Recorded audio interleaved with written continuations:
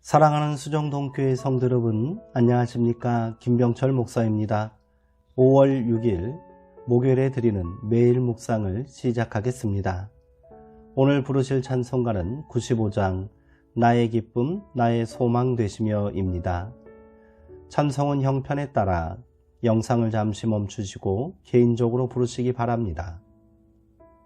하나님의 말씀은 스바냐 3장 14절에서 17절까지 말씀입니다. 구약성경 1308쪽에 있습니다. 이제 제가 하나님의 말씀을 강독하겠습니다. 이것은 하나님의 말씀입니다. 하나님의 말씀에 경청하시기 바랍니다. 시온에 따라 노래할지어다. 이스라엘아 기쁘게 부를지어다. 예루살렘 따라 전심으로 기뻐하며 즐거워할지어다. 여호와가 내 형벌을 제거하였고 내 원수를 쫓아냈으며 이스라엘 왕 여호와가 내 가운데 계시니 내가 다시는 화를 당할까 두려워하지 아니할 것이라. 그날의 사람이 예루살렘에 이르기를 두려워하지 말라. 시온아 내 손을 늘어뜨리지 말라. 너의 하나님 여호와가 너희 가운데 계시니 그는 구원을 베푸실 전능자이시라. 그가 너로 말미암아 기쁨을 이기지 못하시며 너를 잠잠히 사랑하시며 너로 말미암아 즐거이 부르며 기뻐하시리라 하리라. 아멘. 하나님의 기쁨 되길 원합니다 라는 제목으로 묵상 말씀을 나누도록 하겠습니다. 스바냐가 활동하던 시대는 공의와 정의가 철저히 무너진 시대였습니다. 성경에는 그의 활동 시기를 유다왕 요시야 시대라고 밝히고 있습니다. 요시야는 남유다 역사상 가장 악한 왕으로 기억되는 므낫세의 아들로 18세의 어린 나이에 왕위에 올랐습니다. 당연히 선대왕 때부터 사욕을 채워왔던 적폐 세력이 활개를 치고 있었을 것이고 어린 왕은 이들에게 휘둘릴 수밖에 없었을 것입니다. 또한 성경은 스바냐를 히스기야 왕의 현손, 즉 이대손이라고 말합니다. 유대 사회의 기득권층에 속하는 사람입니다. 그러나 그는 이 혼탁한 시대에 자신의 권력을 모두 내려놓고 하나님의 말씀을 선포하는 예언 활동을 감당한 인물입니다.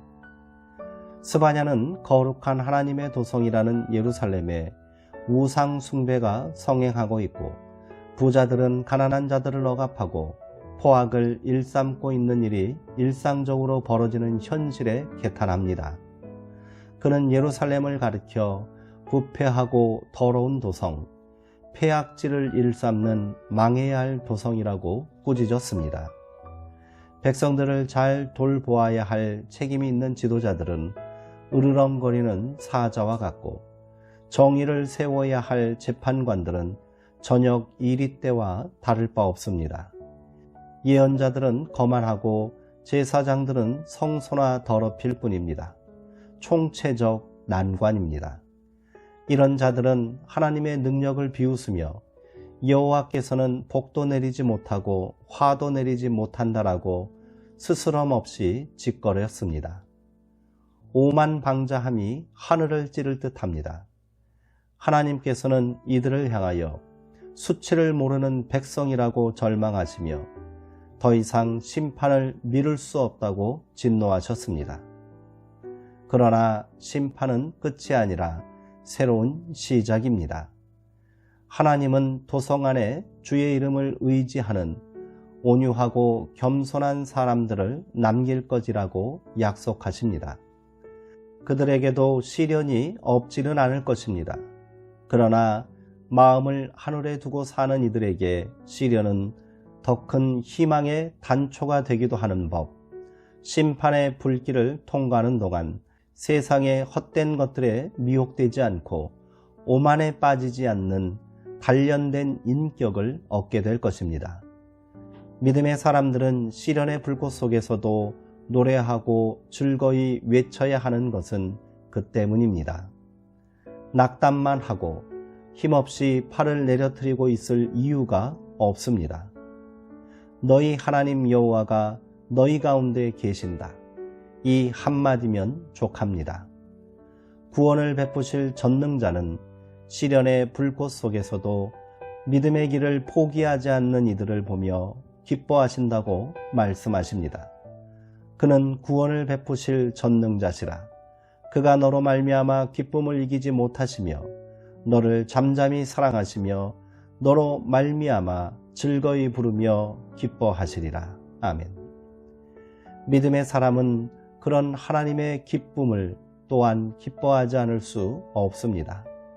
하나님의 기쁨이 나의 기쁨이 되고 나의 기쁨이 또한 하나님의 기쁨이 될 때 그 기쁨을 세상이 빼앗아갈 수 없습니다. 하나님은 말씀하십니다. 내가 곤고하고 가난한 백성을 내 가운데 남겨두리니 그들이 여호와의 이름을 의탁하여 보호를 받을지라. 스바냐 3장 12절의 말씀입니다.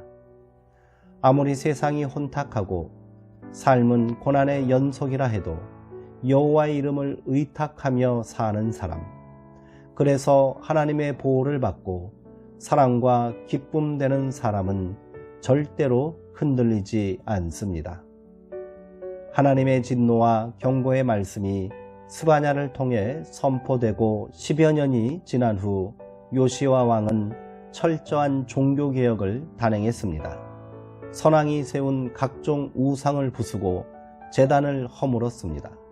성전을 깨끗이 하고 율법책을 발견하여 백성들에게 하나님의 말씀을 가르치는 일에 전념을 다했습니다.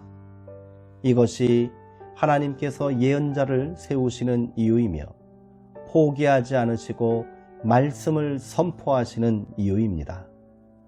오늘도 하나님의 말씀이 우리 가운데 선포되고 있습니다. 여호와의 규례를 지키는 세상의 모든 겸손한 자들아, 너희는 여호와를 찾으며 공의와 겸손을 구하라.